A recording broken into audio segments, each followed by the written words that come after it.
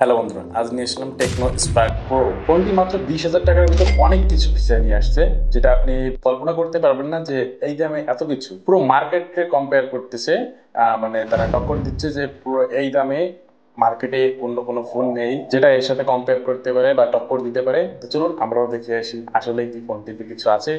প্রথমেই দেখতে পাচ্ছি ফোনটা খুবই পাতলা, মানে একটা কলমের সমান থিকনেস আছে এর, 6.7 মিলিমিটারের মতো। মানে আপনি কল্পনা করতে পারবেন না যে এতটা পাতলা, এটা ধরলে ফিল পাবেন। চিকন এই জন্য ভাবেন না যে ব্যাটারি কম আছে, না, ব্যাটারিও অনেক আছে, সেটা ব্যাটারি সেকশনে পরে যাচ্ছি। ফোনটি প্লাস্টিক ফ্রেমের হলেও আপনি এখানে একটা প্রিমিয়াম হাইপ পাবেন। তার কোনো সময় মনে হবে না যে আপনি একটা 20,000 টাকার ফোন ইউজ করছেন, আপনার সবসময় মনে হবে একটা একটা দামি phone. Carney gorilla glass 7i এর প্রোটেকশন রয়েছে, মানে আপনি রাপ ইউজ করলে কোনো সমস্যা হবে না। এছাড়া IP64 রেটিং রয়েছে, সেটা মোটা পানিতে কোনো প্রবলেম হবে না, হয়তো আপনি সুইমিং টুইমিং করতে পারবেন না, বাকি দিকগুলো ঠিক আছে। ফোনটির 4টা কালার ভেরিয়েন্টে পাওয়া যাচ্ছে, আপনাদের যেটা পছন্দ আপনারা সেটাই নিতে পারবেন। ডিসপ্লে সেকশনে রয়েছে 6.78 ইঞ্চের অ্যামোলেড ডিসপ্লে, এবং এটা একটি full HD plus display.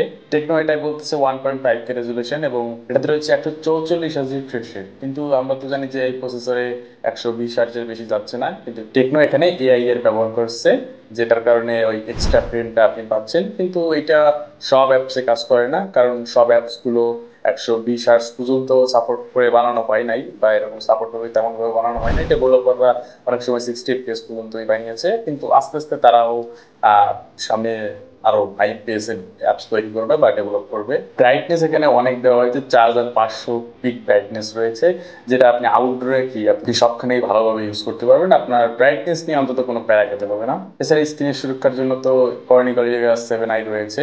Processor হিসেবে রয়েছে এবার জাতীয় প্রসেসর মিডিয়াটেক হেলিও G100, যেখানে টেকনো একটু বুদ্ধি খাটিয়ে এখানে আলটিমেটাম দিয়ে দিয়েছে, যেটা একটু একটু ব্যতিক্রম লাগছে, কারণ এখানে একটু এআই এর ব্যবহার করা হয়েছে, তো এই কারণে তারা একটু সেফ থাকতে চাচ্ছে বাকি সিরিজের সাথে। র্যাম রয়েছে 8 জিবি, যেটা LPDDR5X, এবং স্টোরেজ রয়েছে 128 জিবি।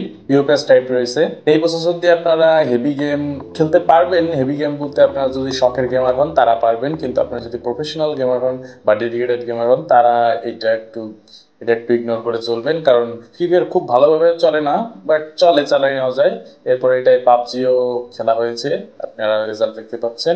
কল অফ ডিউটিও একটু খেলা হয়েছিল, কিন্তু আপনি লোয়ার সেটিং এ খেলতে হবে, হাইয়ার সেটিং এ গেলে এটা তেমন রেজাল্ট দিবে না। কিন্তু ফ্রি ফায়ারটা একটু খেলার মতো হয়েছে, বা পরিবেশ হয় ফ্রি ফায়ারটা খেলার। ফোনটি যেহেতু চিকন, আপনারা পাবেন না যে ফোনের ব্যাটারি সেকশনে অনেক কম দেওয়া হয়েছে, না, 5,200 mAh এর ব্যাটারি রয়েছে, এবং 45 ওয়াটের একটি ফাস্ট চার্জার রয়েছে, এবং 10 ওয়াটের রিভার্স চার্জিং আছে, যেটা দিয়ে আপনি অন্য কোনো সহজেই চার্জ করতে পারবেন। এটা হেভি ইউজ করলে ধরুন 7 থেকে 8 ঘন্টা আপনি ইউজ করতে পারবেন হেভি ইউজ করলে। আর যদি নর্মাল ইউজ করেন তাহলে আপনি একদিন ও একদিনের বেশি ইউজ করতে পারবেন, তাতে কোনো সমস্যা হবে না। ফোনটি অ্যান্ড্রয়েড 15 রান করছেন, তো আপনি এখানে 1 বছরের ওএস আপডেট এবং 2 বছরের সিকিউরিটি আপডেট পেয়ে যাচ্ছেন। ফোনটিতে 5G পাচ্ছেন না, আপনি 4G নিয়ে আপনার সন্তুষ্ট থাকতে হবে, এবং IR blaster sensor, 3.5mm headphone jack সবগুলোই রয়েছে এখানে। কিন্তু নয়েজ ক্যান্সেলেশনে এটা পাওয়া যাচ্ছে না, এটা একটা খারাপ দিক আপনি বলতে পারেন।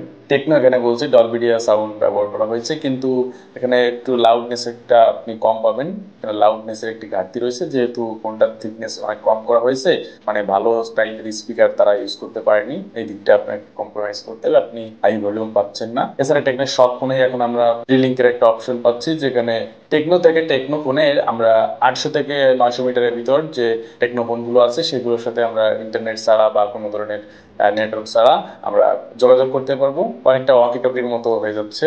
এটা শুধু টেকনোর ভিতরে থাকবে, অন্য কোনো ডিভাইসের জন্য এখনো হয়নি। অনেক তো হলো, চলুন এখন ফোনটির কিছু ভালো দিক ও খারাপ দিক নিয়ে আলোচনা করা যাক। ভালো দিকের ভিতর প্রথমে বলতে হয় 144 Hz রিফ্রেশ রেট, যেটা এখন অন্তত 20,000 টাকার ফোনে তেমন দেখা যায় না। এরপরে আমাদের ডিসপ্লে রয়েছে। এছাড়া আপনি এখানে পাচ্ছেন 5,200 mAh এর ব্যাটারি এবং 45 ওয়াটের একটি ফাস্ট চার্জার, যেটা যথেষ্ট ভালো, এবং 3.5mm হেডফোন জ্যাকটি পেয়ে যাচ্ছে, এটাও একটা ভালো বিষয়। এটা এখন অনেক ফোনে দেখা যাচ্ছে না।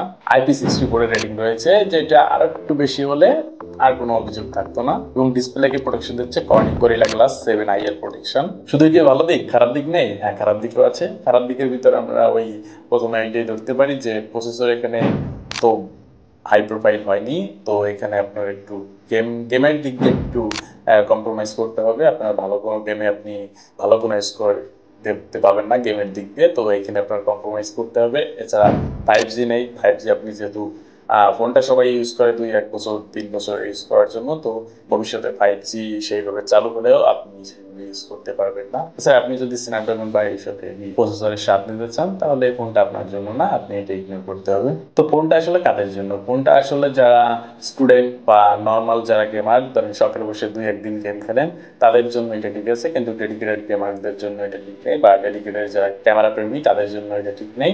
তো আপনারা যারা নর্মাল ইউজ করতে চাই বা বাড়িতে একটা ফোন লাগবে, নতুন একটা ফোন কিনতে চাচ্ছেন, তো তারা এটা ব্যবহার করতে পারবেন। তো সর্বশেষে একটাই কথা, যে 20,000 টাকার ভিতর কি ফোনটা নিলে কি লাভ হবে না ক্ষতি হবে? হ্যাঁ, অবশ্যই লাভ হবে যদি আপনি গেম ও ক্যামেরার দিকটা একটু স্যাক্রিফাইস করতে পারেন। যেহেতু আপনি প্রফেশনাল যদি না হন এই দুইটা দিকে, তাহলে আপনি নিতে পারেন, কোনো সমস্যা নেই। 5000 mAh এর ব্যাটারি পাচ্ছেন, 144,000 রিফ্রেশ রেট পাচ্ছেন, এছাড়া আপনি কর্নিং গরিলা 7i এর প্রোটেকশন পাচ্ছেন। কিন্তু সব থেকে একটা কথা, যে আপনি ফোনটা অনেক ফিটনেসের দিক থেকে ফোনটা এগিয়ে আছে, অনেক পাতলা একটা ফোন পাচ্ছেন। তো এইটাই এখন দেখার বিষয়, যে ফোনটা অনেক পাতলা করা হয়েছে। তো যাই হোক, ভিডিওটি ভালো লাগলে একটি লাইক করবেন ও সাবস্ক্রাইব করবেন এবং কমেন্ট করে জানান আপনার মন্তব্য। তো দেখা হচ্ছে অন্য কোনো ভিডিওতে, ততক্ষণের জন্য bye।